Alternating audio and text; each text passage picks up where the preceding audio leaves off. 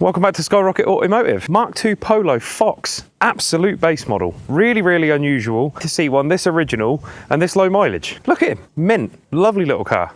He won't idle, is the problem. These little cars feature a lovely whistly little 1 litre, single barrel carb, about as simple as it gets. 4-speed box, a perfect little urban runabout, just great. Sadly, the minute you take your foot off the throttle, engine dead. So we need to find out what's wrong with it, and then it's due an MOT. So, you know, it's knocking on for 40 years old. There's bound to be some hijinks. Let's get to it. Join us. I need to get this on the forecourt. If that's what it was after all this, that will also be the first time I've ever seen that.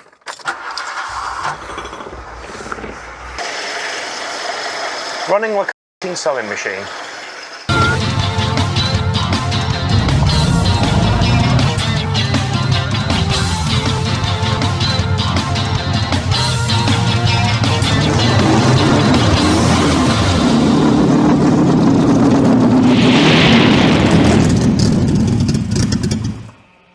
Yes! Don't crash, don't crash, don't crash. Come on. He's dead again. Damn it. This guy is not even attempting to idle. Revs up lovely. As soon as you add fuel, we're fine. If it progressively spluttered to a stop, I'd say that it was probably a blocked idle jet, but you've got to have a really blocked idle jet for it to just stall like that. Being as original as this is still equipped with a Solex 1B carburetor, and they're great. They're really good. Perfect for the small displacement engines that these guys have got. I reckon the flange is split. Okay, folks, sing along at home. What's the bet any idles for a few seconds and then stalls again?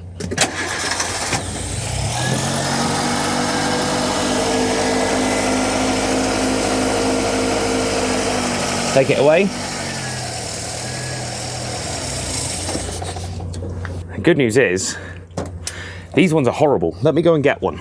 These engines are fantastic little workhorses. They've just got a couple of weak spots. Now, the first one is there's an oil return that runs through the head gasket on the front of the head, and the engine lays forward in the engine bay. And if that leaks, you have to do the head gasket to stop it leaking. That's a bit of a pisser. Not great design, being honest. The second and easily more inconvenient one is this.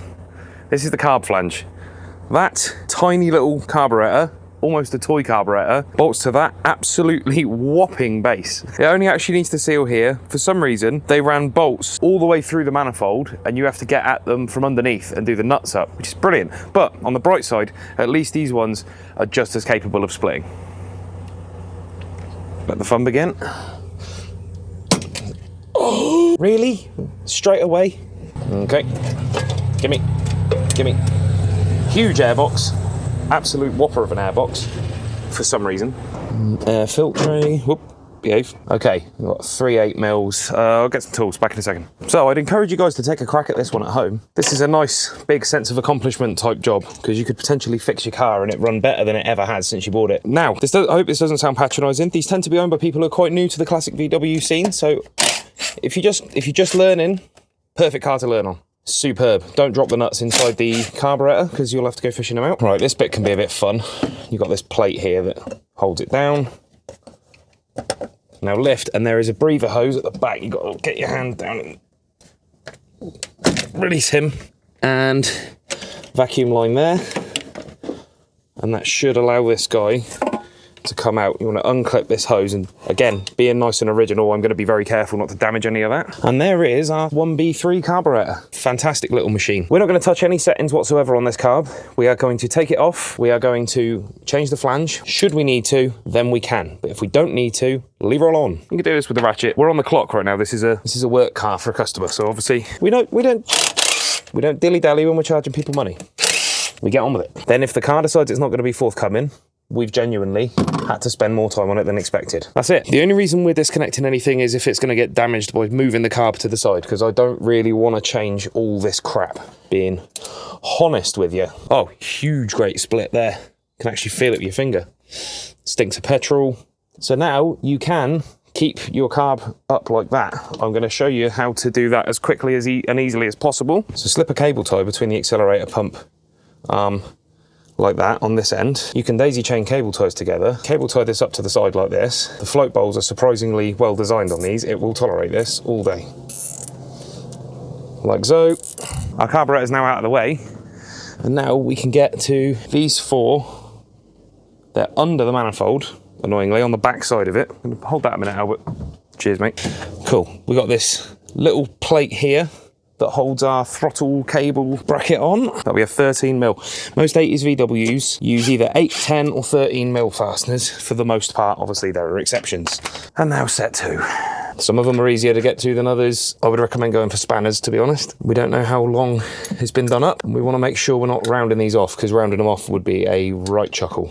I tend to focus just on one if I can, one at a time. Crack them loose, get them to a point where you can spin them off with your fingers and you'll speed things right up. Obviously, being rubberized, there is a degree of stretch, so you can push down slightly on the flange like that, and that just gets the nut away from the mating face of the manifold and allows you to undo them a little bit easier. 2, done. Lift,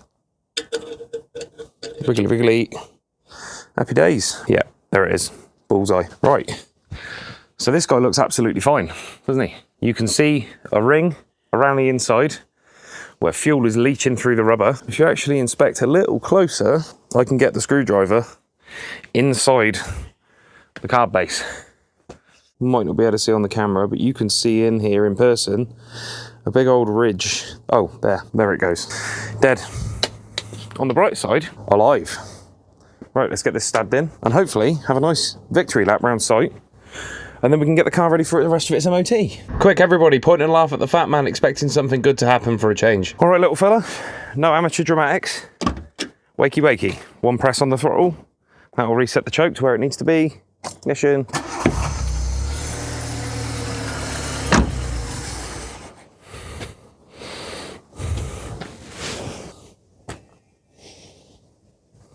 Well, that's embarrassing.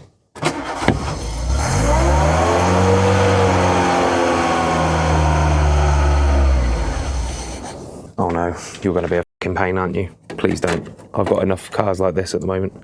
Okie doke. Pull this retainer out, and then we can disconnect our vacuum line. Let's wind this guy all the way out of here a minute. These are such a pain in the backside. I don't know what VW were thinking when they designed this guy in. There is an O-ring on the end we need to check out. Quite annoyingly, that all seems to be working perfectly, and that O-ring looks in good order too. Which is brilliant, because we've definitely got time for this shit right now.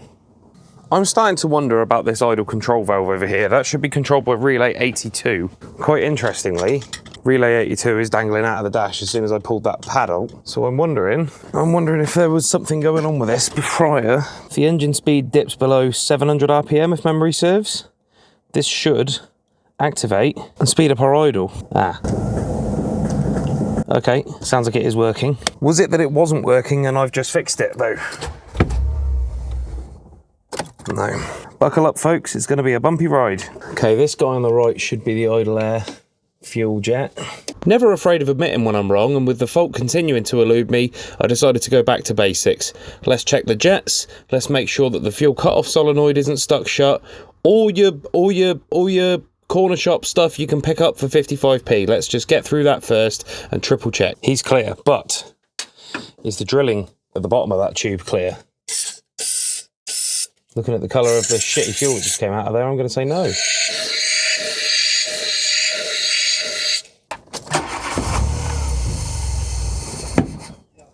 Let me flip the carb up on its side and see if I can see what's going on then. There's obviously something happening. Very weird. To have had a split carb flange and something going on with the carb is very odd. Those drillings all seem happy. I'm going to take this cut-off solenoid out and have a look. I'm starting to wonder if that cut-off solenoid is just, it might be clicking and not actually doing anything. 17mm to undo these guys, by the way, they're huge. And then you can touch them against stuff.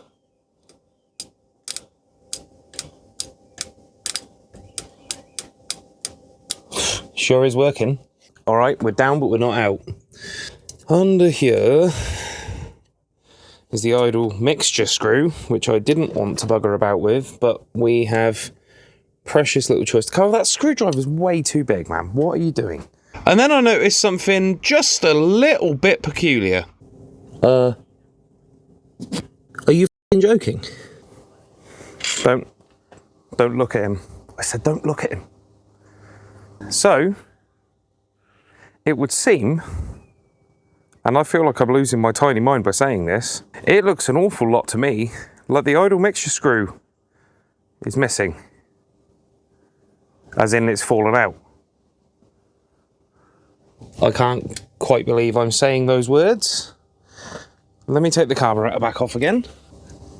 If that's what it was after all this, your boy's going to have some troublesome language he's going to be using off camera, I'm afraid. Right. No. I don't believe it. I actually don't believe it. What? I've been working on carbs for a long time. I've never seen that before. Well, there we go. Bye. The f***. I get to go through my parts. I know I've got one in here somewhere, I just don't know where. I have a lot, and I do mean a lot, of misunderstood carburetors. Carburetors that got misunderstood to the point they end up in this state. However, they're still useful. In there is a bastard idle mixture screw. Just gonna go ahead and take that and put that in our carburetor and fire the engine up immediately, I guarantee it. Nothing's ever simple, is it? Let's just not. I'll have a big stampy-footed hissy fit in a minute. Out you come. I've pre-warned you. Are you sure? Here it comes. Right, okay. I'm through it. I'm through the worst of it. We'll be back. Thank you. This is quite important.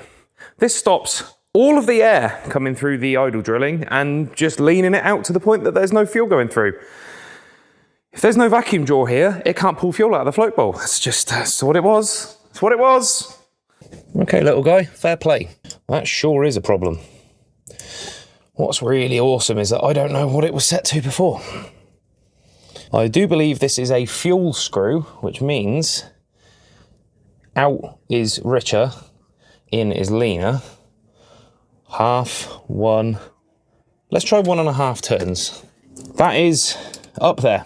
You know when you're worried about something and someone tries to make you feel better by informing you of something that you didn't realise could happen, and now you're worried about two things. Well, now I've got a new thing to say to people is a possibility. Yeah, you know the idle mixture screws can fall out on those, right? What? I know. I didn't know that either. Well, that would 100% explain why giving brake cleaner was solving our problem as far as running. It's hot and I'm really late to where I need to be now, thanks to this little sod. I don't blame the car. It's not the car's fault. It's kind of the car's fault a little bit.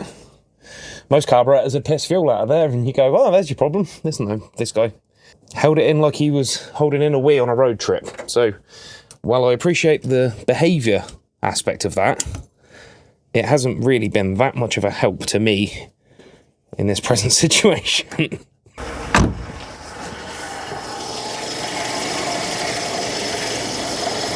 Running like a sewing machine. So all that's left to do now, hopefully, is adjust all the idle mixtures and everything, get everything happy, and then it's off for MOT. We can find out if the old girl needs anything else. With that massive problem solved, this was an absolute joy to set up. The engine's in such great health. I just set everything to factory specs, which was amazing and lovely to be able to do so easily. So yeah, time for a test drive, and then we can find out what the big deal is about the MOT. That is silent.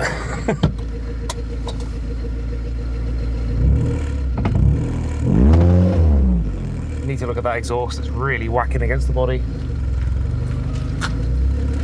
This car is so quiet, I have put a mic on the exhaust.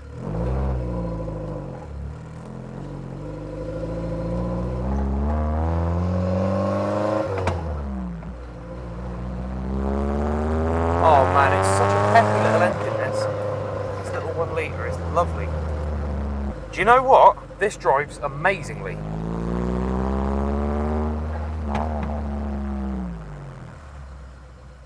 Like, completely linear. This is a 1 litre engine, and it drives amazingly. Handles well. I do like a little Polo, I must admit. Polo players? Polo players when it's going well. This is a 1 litre mini hatchback. how together is that? Listen to this. Ignore the exhaust, that's an aftermarket exhaust.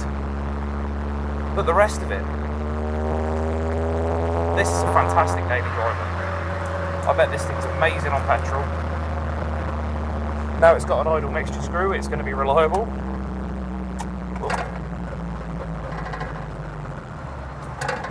I am super impressed.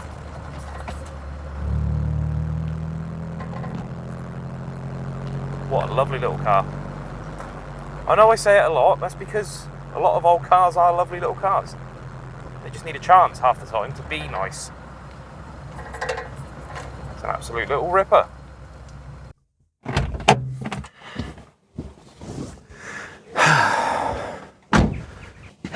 Well, this is embarrassing. This never happens.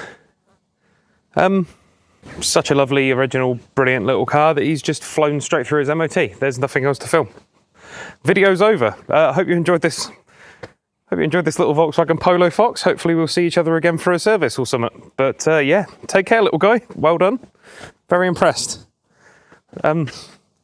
Yeah, sorry about that.